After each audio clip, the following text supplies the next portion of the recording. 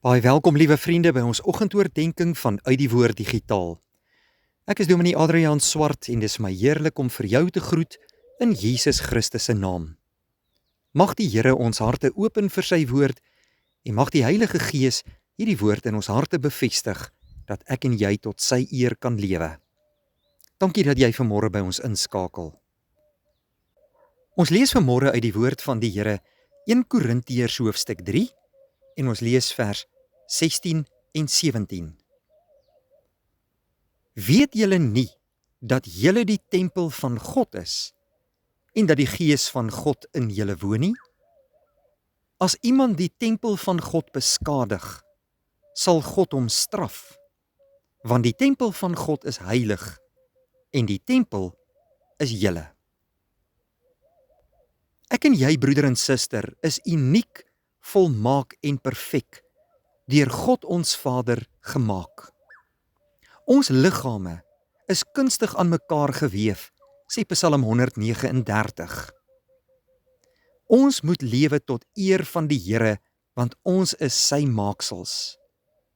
Maar die Here staan ook in 'n persoonlike verhouding met elkeen van ons. Hy ken ons by die naam. Hy weet wat in jou hart leef. Hy ken jou omstandighede. Hy ken jou blydskap en vreugde, maar ook jou pyn en jou hartseer. In alle omstandighede, goed of sleg, moet ek en jy weet dat ons liggame 'n tempel van God is en dat die Gees van God in ons woon.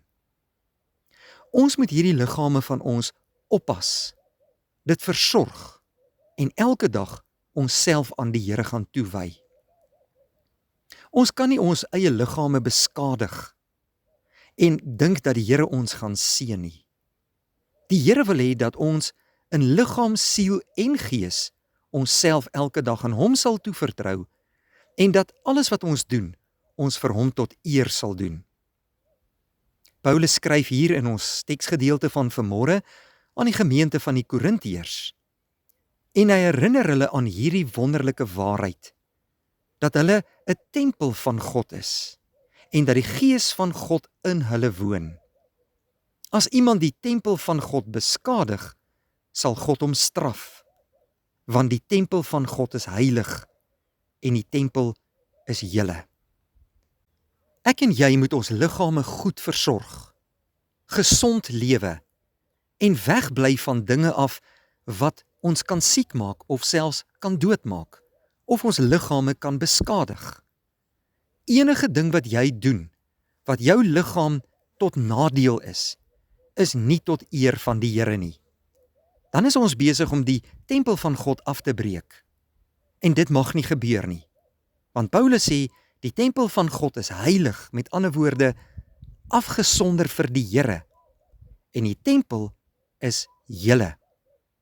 Ons moet weet dat God in ons harte woon en dat die Heilige Gees ook in ons is.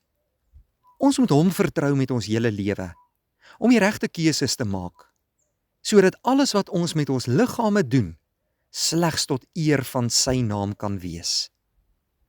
Mag die Here vir jou die leiding gee om die regte besluite in jou lewe te neem. En as daar verkeerde gewoontes in jou lewe is, bely dit voor die Here, gaan maak reg en begin gehoorsaam lewe. En die Heilige Gees sal jou in die volle waarheid lei. Kom ons bid saam.